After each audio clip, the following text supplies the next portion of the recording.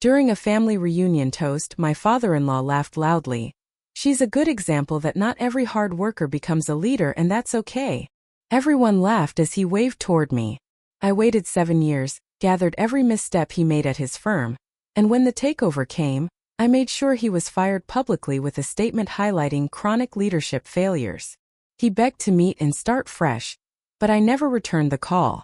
I've been carrying this story for years. I never thought I'd share it, but lately I keep thinking about how small moments change everything. How one sentence can light a fire that doesn't burn out not until there's nothing left to burn. This all started 7 years ago.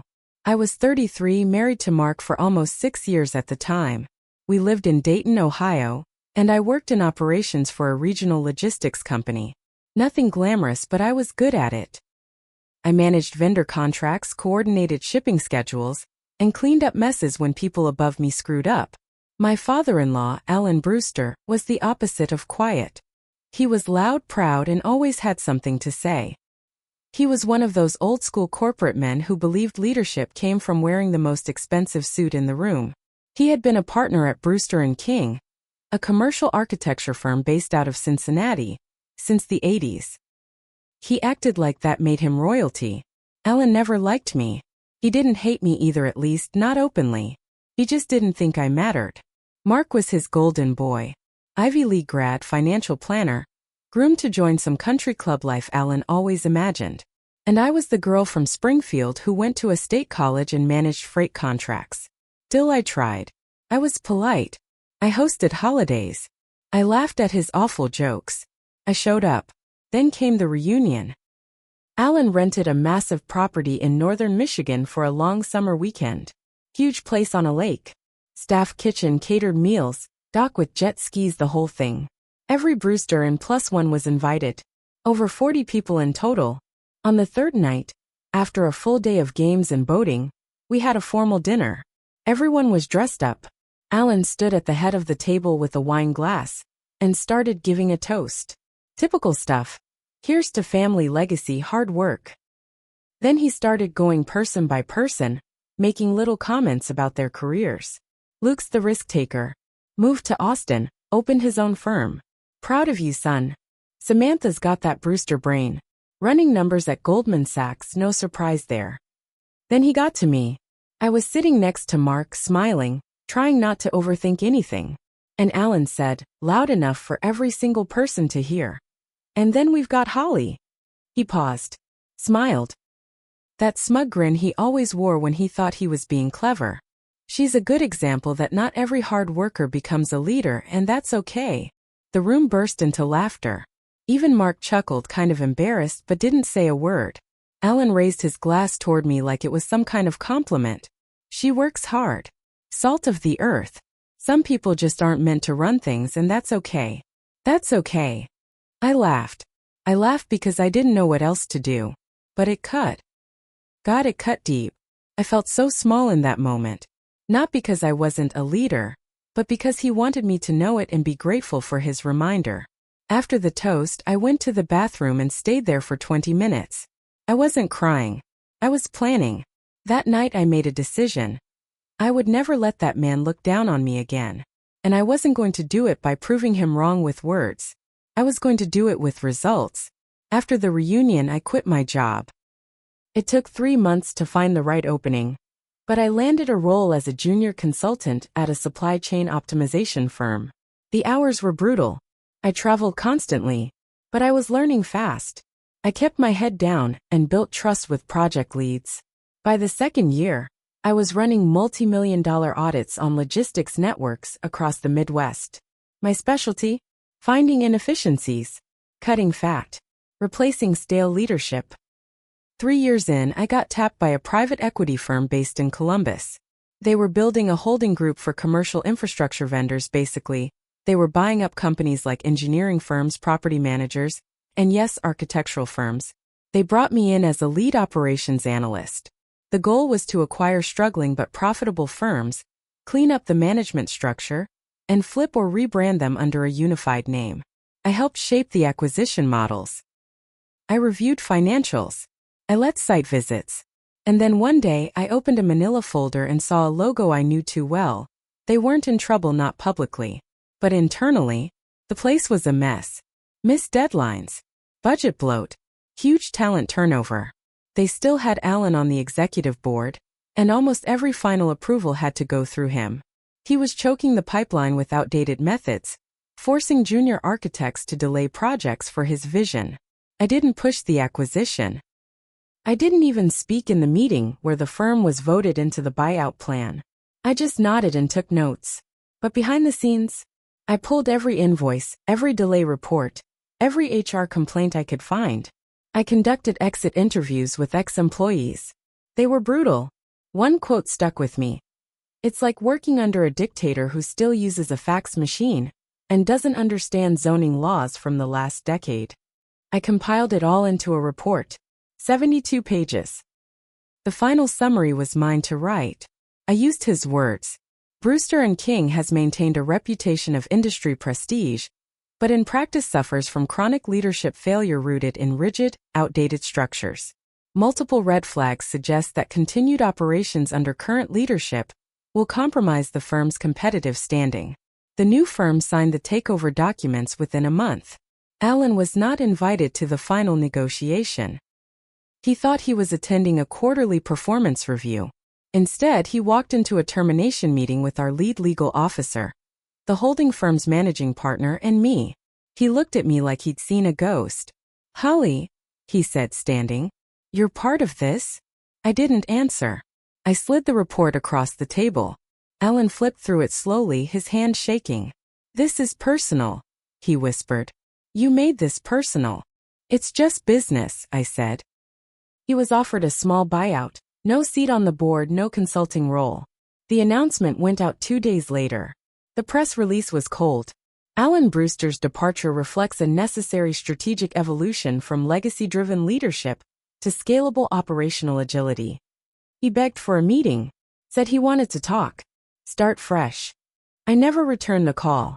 The statement about Alan's strategic departure hit the local business circuit fast. People in Cincinnati's architecture and engineering scene love gossip more than they love city permits, and Brewster and King had been a name tied to power for decades.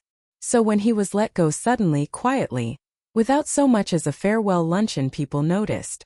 The industry rags ran with it. Out with the old? Brewster quietly exits after acquisition. Midwest firm drops founding partner. Signals structural shakeup. Alan went silent. For weeks. No public statement, no comments. Just disappeared. Mark called me 3 times the week after. I didn't pick up.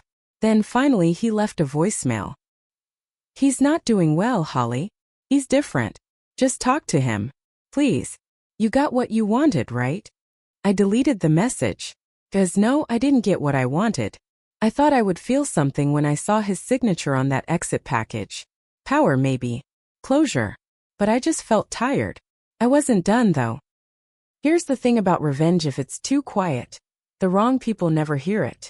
I didn't want Alan just out of power. I wanted people to see why.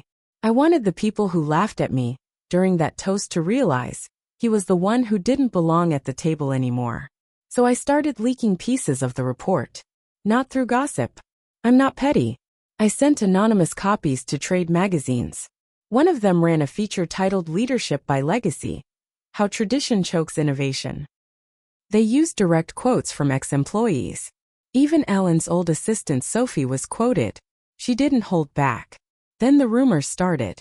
2 firms that once partnered with Brewster and King pulled out of upcoming bids, citing a need for more agile collaborators. One major hospital project in Columbus reopened vendor bids. Alan's name became synonymous with "too old to adapt." I was done. Or I thought I was. Then, something unexpected happened. 3 weeks after the article dropped, I got an email from Rachel, Alan's daughter, Mark's younger sister. We hadn't spoken since the divorce. Subject line: "You win." All it said was, "You did it. Hope it feels good. Because now Mom won't leave the house, and Dad's been drinking since noon. You're really something, Holly." That one hit different. I didn't hate Rachel. She was sharp, used to defend me when Alan made his passive digs. But now she blamed me. Maybe they all did. Maybe it was easier than admitting Alan was always like this arrogant, careless, cruel. Maybe it was easier to blame the outsider than the family's golden idol. Still, something about that email twisted in my gut. I opened my old Facebook, the one I hadn't touched since the divorce, and scrolled back to that damn reunion photo. There we all were smiling. Everyone in linen and summer dresses. Glasses raised. Alan stood in the middle, smug as hell. And there I was at the end of the table, half smile, already tired of pretending. I zoomed in on my own face. I looked like someone trying not to sink. After Rachel's email, I didn't reply. But I didn't delete it either. It sat in my inbox like a thorn. I kept opening it, reading that one line, "You're really something, Holly," and wondering if that was meant to be praise or poison. A week later, I got a call from a blocked number. I usually don't answer those, but something told me to pick up. It wasn't Alan. It was a lawyer. Not mine, his. Apparently, Alan was filing a defamation claim against the firm for irreparable harm to professional reputation caused by internal leaks and false characterizations. They were looking into whether anyone had deliberately sabotaged him during the transition. I almost laughed. He couldn't admit he lost. He had to make it into a conspiracy. The firm's legal team wasn't worried. Everything I documented was verifiable. Every note, every email, every missed deadline, all in black and white. But the problem wasn't legal. It was personal. They asked me to stay quiet.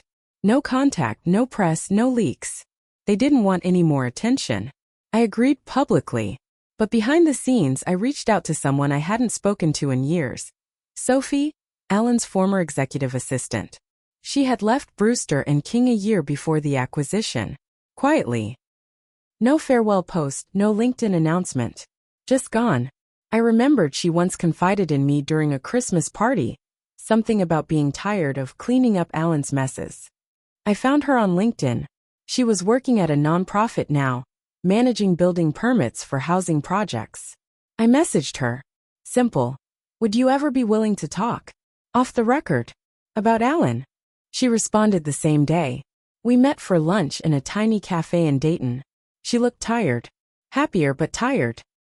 You want to finish what you started? She said after I laid it out. No, I replied. I want the people who defended him to stop acting like I burned down a house that wasn't already on fire.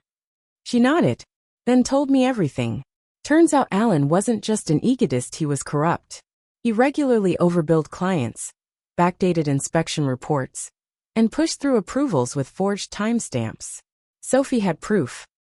She'd kept copies of everything just in case she ever needed to protect herself. She slid a flash drive across the table. You'll know what to do, she said. I did.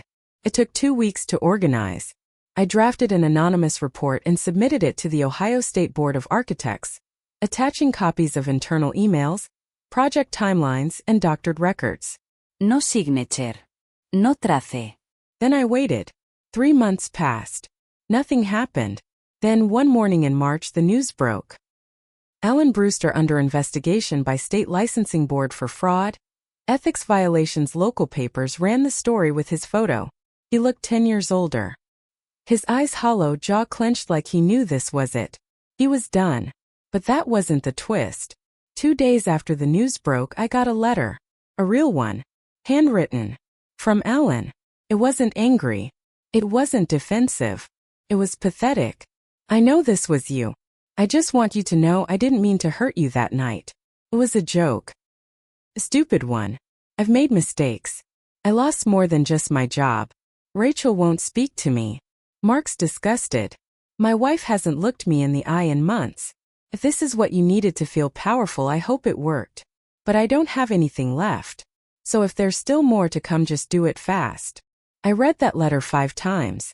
Then I set it on fire in the sink. After I burned his letter, I sat at the kitchen table for hours, staring at the sink, at the black ash floating in a circle around the drain. I thought it would feel like victory, but it didn't. It felt like I just finished cleaning up a mess no one else had the guts to touch, and now I was left standing in it alone. Alan didn't fight the investigation, probably because he knew they had him dead to rights. The licensing board suspended him first, then permanently revoked his license 6 months later. His name was removed from every project he ever touched. Even the Brewster and King website wiped his bio. The firm rebranded under the new parent group. Brewster was gone for good. And just like that, the man who once stood at a family table and mocked me like I was a safe target disappeared from his own legacy. But here's where things turned, and I have to admit something ugly. I didn't stop because justice was served. I stopped because revenge rotted everything around me. Mark never spoke to me again. Rachel wrote one last email, this one full of things I won't repeat. Words like vindictive, homewrecker, cold. Their mom? I ran into her once at the grocery store. She looked through me like I was made of glass. Didn't say a word. They couldn't see what I saw. That Alan's fall wasn't my fault, it was his own weight that crushed him. I just removed the hand holding him up. But it didn't matter. In their eyes, I was the one who turned family into bloodsport. And here's the real truth. I didn't just destroy Alan. I destroyed the idea of myself that existed before that night, before that toast. Back then I believed in hard work. In humility. I believed that keeping your head down and doing your best was enough. That respect would come eventually. But when Alan stood up in that dining room and laughed at me in front of 40 people, something cracked. He showed me the truth. Some people only understand power. So I gave it to them. I gave it back double. And now? Now I have the power. The career. The influence. I sit on boards, I speak at conferences. People respect me, maybe even fear me a little. But I lost something too. The old me.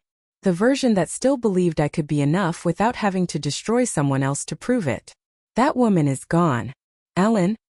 He lives in Florida now, according to a mutual contact. Quiet neighborhood. No friends, no calls from his old firm. Just a man and his regrets. I don't hate him anymore. I just hope every morning he wakes up and remembers what he said that night and realizes the punchline never landed. Because the real joke? It was on him.